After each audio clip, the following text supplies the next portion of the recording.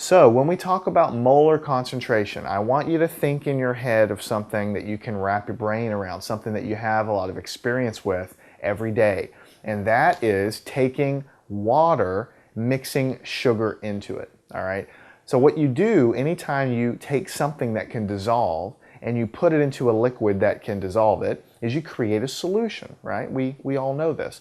So in this case, we're talking about sugar water. And I'm using this because I know you have experience with it and I know you can relate to it. Now obviously, if I have a glass of water here, right, and I put so much sugar, let's say a spoonful of sugar in there, and mix it up really nicely where all of that sugar is dissolved, evenly distributed throughout the glass of sugar water, and I taste it, it's going to be a little sweeter, right, than regular water, obviously. Now, if we take 5 more teaspoons and put it into that water and stir it up really good, and let's say we can dissolve all of that, then we'll have a much sweeter solution of sugar water, right? So we say it's more concentrated. So I'm illustrating terms to you because these are terms that are defined in usually your chemistry book, a concentrated solution, right? That's all we're doing here. We're giving an example to kind of show you how that's done. So if you have a lot of sugar in there, we call it concentrated. In other words, a concentrated solution is just when you have more stuff dissolved in there. That's all it means. And if you start over again with a glass of water and just put a teeny tiny amount of sugar, maybe like 2 or 3 grains of sugar in the entire glass, you taste it, you really can't even taste any sugar. Maybe you taste a tiny bit of sugar. Then we call that a dilute solution. We've diluted it, or it's become dilute, right? Because there's not much there. Now, it's important to also talk about what is being dissolved and what we are dissolving the sugar, in this case, in, right? So the glass of water in this case, the actual liquid, we call it the solvent, right? That's a word that you've probably heard in everyday life. But anytime you have a liquid, usually we're talking about liquids and we're putting some solid in, like sugar, to dissolve in there, the liquid that you start with that's doing the dissolving, so to speak, that's called the solvent, right? The powder or the solid or whatever it is you're dissolving into this liquid solvent, right? We call this powder, in this case sugar, we're calling it the solute. So what we have here is, just to kind of be clear, the solvent is what we are dissolving in. In other words, this is the liquid that we're kind of putting into the glass. And the solute is what we dissolve. And for those of you who like, pictures more than anything else, you have a glass of water here, like this. Here's the liquid level here, right? So this stuff, we call it the solvent, right? And of course you have a teaspoon here. Let's say here's a teaspoon, that's my best guess. You got some sugar on there, you're about to put it in there. This stuff is called the solute. It sounds like you're saluting it, right? Solute, that's how you spell it. So this sugar, or whatever it is, and it could be potassium hydroxide, it could be sodium chloride, which is table salt, it could be anything. Whatever it is you're putting in there, we call it the solute. The liquid is the solvent. So before we get into the details, why do you think we talk about this in chemistry? Why do we talk about solutions and solvents and things like this? Primarily because of a number of reasons. One, lots of chemical reactions actually work better when you do it inside of a solvent. In other words, we've been talking about reactions the whole time. We put two things together and they form a product. Lots of things just react better if you do them inside of a solution, when they're all dissolved together. And the main reason is because when you put something in and dissolve it, it doesn't just disappear. I mean, we can't see it, but everything is still in there. It's just that everything breaks down and all of the individual molecules kind of become dissociated and they're all floating around and they're basically more evenly distributed, and it causes the mixing to be able to happen more evenly. So if I have 2 powders, right, that I'm trying to react and I mix them together and I try to get them to react, 2 powders are not going to be mixed as well as 2 nicely dissolved solutes in a solution. If I dissolve those guys and I put them in there, they're going to be able to mix a lot better inside of a solution than, for instance, 2 average powders just sitting on the tabletop. And when you think about your own body, the human body is a very large percentage of water. So our solvent, right, that we use in the human body for the most part is water. Our blood is mostly water. Our, lots of liquids you could go off and list, they're mostly water, right? So all of the chemical reactions that are happening inside of the cells, when you take the sugar and you make the energy and all the things you learn about in biology, all of those reactions that happen to make you work, right? They're all happening in a solution. The solvent is the water, the solute is whatever's happening, the sugars, the starches, the carbohydrates, all that stuff. So the study of organic chemistry, the study of biology, right, it just lends itself to studying solvents because it all happens inside of your body, and which is mainly inside of a solvent, what we call water. So water is a great solvent, and it's all around us. But there's lots of other solvents. Alcohol is a solvent; it dissolves almost anything. Hydrogen peroxide, gasoline, lots and lots of liquids are solvents. Okay, so when we're talking about reactions that involve solvents and solutions, right, then it's going to be helpful to figure out what solvent and how to calculate if a solvent, the concentration, I guess I should say, of a solution. So if we have two solutions, we know that one is more concentrated than the other one. How do we calculate that and show that? What is the definition, for lack of a better word, of the concentration of a solution? And that is what we call molar concentration. In chemistry, we don't usually just say, here's the concentration of a solution. It's always called the molar concentration, and you'll understand why in a second. Let me write the definition of molar concentration down on the board, and then you'll be able to, I think, easily see why. So this is what we're studying, molar concentration. Right? So just think of the sugar in the water. That's all we're talking about here. So what we have is this very, very simple definition. It's called molarity. Molarity is like a synonym for molar concentration. When you say the molar concentration of something is blah, blah, it's the same as saying the molarity of that thing is blah, blah. So you see the common root word here, and that's why. So we use the big letter M to denote the molarity or the molar concentration of something, and you calculate it very, very simply. You figure out the number of moles of solute that you plan to dissolve in this, to make this solution, and you divide it by the number of liters of the total solution that you end up with. So you see what you have here. Obviously, this contains two of the most important things that you're going to need to deal with to calculate the concentration. How much stuff you plan to dissolve in there, that's the number of moles of the solute. How much liquid do you have when you're done with it? Both of those things are gonna matter greatly when you're calculating the concentration of something, right? Because obviously, if you start out with a glass of sugar water and I pour a gallon of or 5 liters of additional water on there, it's going to dilute the solution. It's going to bring the molar concentration down. Because if we increase the number of liters of solution, this denominator gets bigger, right? Which drives our concentration, our molarity down. If we just dump 5 liters of water on there. And consequently, if we leave everything else the same and we put, 100 million moles of solute, we increase the amount of solute we put in there, we're going to drive up our molarity, we're going to drive up our concentration. So thinking about the sugar water, that makes sense. Now let me do a couple of quick examples here to show you what this is basically saying, and then we'll work some more detailed problems here in just a second.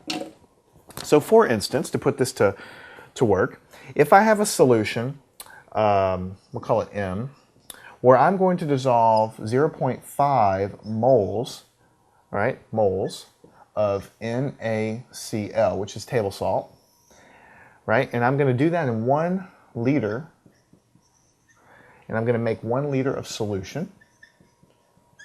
What would the molarity be, or the concentration? It's the same thing. 0.5 divided by 1 is just going to give you 0.5, 0.5. The way you write this when you write a solution down is you write 0.5 capital M, and then you write NaCl. When somebody in chemistry reads this, right? When somebody in chemistry reads it, see, before this, if we were just talking about salt, and I said, how many moles do you have? You would write 0.5 moles, M-O-L, moles of salt. That is how many moles you have in a powder form, right? When you see it written this way, 0.5 M NaCl, that's immediately telling you that it's a solution. You don't even have to tell anybody, hey, this is a solution. if they write 0.5 m, it does not say MOL, it says M. When you say capital M, you know it's a solution because this is the symbol that we use for molarity, which is always talking about solutions. So moles and molarity confuse students a lot. Moles is how many moles, or how many molecules I basically have, right? Molarity is how much of that stuff do I have compared to how much liquid I've dissolved it in, basically, or how much solution I have. So it's a concentration. That's the difference, okay? One of them is dealing with the concentration of a solution, and the other term we've talked about many times before. So 0.5 molar NaCl. That's how you would read that if you were going to read it into a sentence. Let me do another one really quickly. Just do a few quick ones here to show you. What if I, instead of doing this here, instead of half a mole of sodium chloride, what if I increase the amount of salt and I make it 2 moles of NaCl? If I can put a C here properly. And then I divide that by 1 liter solution. What would the molarity be, or the concentration? 2 divided by 1 is 2, so it's 2 molar NaCl. Now you see how this works. This makes sense. I have the same volume of solution in both cases. In this case, I only have half a mole of sodium chloride, which is salt. And here I have, basically multiplied times 4. I have 2 moles, 2 entire moles of sodium chloride. So when you do the math, the concentration of the second guy is obviously higher because I've dissolved more stuff in there, all right? All right, now for another point of comparison, what if we keep the same number of moles of our salt, let's say. Let's keep it at 2 moles of NaCl. And let's change the volume. Instead of 1 liter, let's dissolve it so that in the final, at the end of it, we have 0.5 liters of solution, right? So if we do this division, 2 divided by 0.5, we're going to get 4. So 4 molar NaCl. So let's take just a moment to look at all 3 of these, because we're going to do a lot of problems in a minute, but this really illustrates the main point. If we keep the volume the same, but we put more stuff in there, more solute, more salt, then we're going to end up with a higher concentration of solution, a higher molarity is what we call it. So this is 2 molar sodium chloride. This is 0.5 molar sodium chloride solution, all right? Now, comparing these two, if we have exactly the same amount of salt in there, right, the same number of moles, but here we have another solution where we have the same number of salt, but we cut the volume of the solution in half, then it makes sense that since we have less volume of final solution, that our concentration will actually be higher. Because in that last case, we have the same amount of salt as we did before, but actually a much shorter glass of water, for lack of a better word. So if you dissolve all that salt in there, you're going to end up with a solution that's much more punchy. It's going to be much more concentrated with a higher molarity, and that's how that works. Now, before we do the problems, I want to show you one gotcha. It won't catch you too often, but it's something that you really do need to know whenever you work these problems. When we say that it's moles of solute divided by liters of solution, what we mean is it's how many liters of final solution we have after we've dissolved everything in there, right? In other words, it's tempting to say, all right, I'll take 2 moles of salt, I measure it on a spoon, throw it in there, and I'll take a beaker and I'll measure 1 liter of water and I'll mix them, and then I'll have, this divided by this, and I'll have my molarity. That's not really what it's saying. It's saying it's not liters of water I'm dissolving in there. It's total liters of the solution when I'm finished. Because if you think carefully, when you dissolve things in water, right, the volume of the solution increases a little bit. Because when you put that salt in there, it actually raises the water level a very, very tiny bit. In fact, if you want to do this, go do it at home. Go get a glass of water, fill it up to the very tippy top, right, coming right over the edge, right, where you can kind of see the water bulging over the edge. And then gently take a teaspoon of salt and put it in there, and then put another one, and then put another one, and you'll see that water will come right out of the edge, and it'll just kind of start flowing out, because the volume of that salt is still there. When it dissolves in the water, it doesn't disappear. It's just where you can't see it anymore, but it certainly does take up volume. So if you take a glass of water and you put a bunch of salt in there, the water level is going to go up a little bit, right? So when we calculate the molarity, we're measuring the volume of the solution after we've made the solution, I guess is what I'm really trying to say. So the way you really do this in a laboratory, if you're going to make certain molarity of solution, you take the number of moles, you throw it in a dry beaker, okay, with no liquids in there. And then you pour water or whatever it is you're trying to make your solvent with, you put it in there until the water level comes up to the volume that you want. And then you stop, and then you have that molarity. There you go. If you were to put that solid in there and then measure the volume on a separate beaker, you know, up to whatever mark you want, and then pour it in there, it wouldn't be accurate because the volume of your final composition is going to be affected by what you dissolve in there. So it's just sort of a more than anything else, it's not going to hurt you too much on your problems, but it's more of an understanding thing for you if you ever have to write an essay or if you have to explain what this is about. You're measuring the volume after you've created the solution, because if you do it beforehand, it's not going to be quite accurate, because when you mix these things together, the volume, the level of water or whatever it is you're measuring actually goes up a little bit. All right, let's work a few problems. These are going to be real simple at first, and then they're going to go up a little bit more. The first one says, find the molarity of 3.0 moles of Ki, potassium iodide, in 2.39 liters of solution.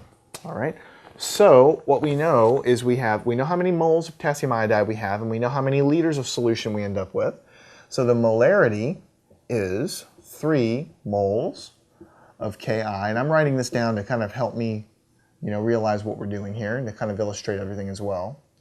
And we're going to divide this by 2.39 liters of solution. That's what we have in the end. And when we do that, 3 divided by 2.39, we'll get 1.26. And how do you write this? 1.26 molar, that's what the M means, Ki solution. This is how you write it. 1.26 molar Ki solution. See, the capital M implies that you have a solution. If you had a piece of paper that said 1.26 moles, M-O-L, of potassium iodide, then you would think you probably have a powder or something, because you just measure the certain number of moles that you have. But when you see 1.26 M of something, then that tells you, even if you don't even have the solution, if you cover this up, this means molarity, 1.26 moles. This is 1.26 moles per liter, right? Moles per liter. Now, we didn't have 1 liter down here, but if we were to mix the solution, right, if we take the 3 moles and we take this and when we create the solution, what this is saying is that for every liter of that solution, I should have 1.26 moles of that solute, the potassium iodide, in there. So we mix it up. If we were to take 1 liter of that solution away, we would have 1.26 moles of solute in there. That's what it is, because remember, molarity is how many moles in every single liter of that solution. That's what we're calculating.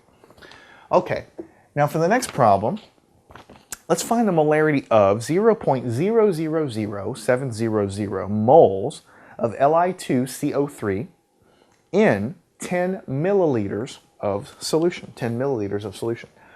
So again, it's moles per liter, so it's 0.000700 moles per liter. Of course, in this case, we don't have liters, we have milliliters. Now, definitely, this is a trap you can fall into. Don't deal with milliliters. When we're talking about molarity, it's liters. Liters have to be on the bottom. That's what you have to do. So you can't put 10 milliliters in the bottom. You have to do 10 times 10 to the minus 3. Because this converts, this is milliliters converting it back to liters. You know, you think 10 ml, the ml, the milli, is 10 to the minus 3, right? So you have to put, you know, if it's 10 milliliters, that's equal to 10, the M means times 10 to the minus 3 liters. That's doing that conversion right here. So when you do the division, you divide by this. That's the number of liters you have. All right? And when you do that, what you'll get is 0.07 molar Li2CO3. And you don't even have to write solution or anything else, because when you see a number, an M means molar of something. It means it's a solution of some type. We haven't discussed what it's dissolved in. We don't know if it's dissolved in pumpkin juice, or if it's dissolved in lemon juice, or if it's dissolved in water, if it's dissolved in milk. We don't know. But we don't care, because the molarity is just how much stuff do we have divided by the volume of the solution that we end up with. It doesn't really matter what it's dissolved in when we're actually just calculating the molarity here. Learn anything at mathandscience.com.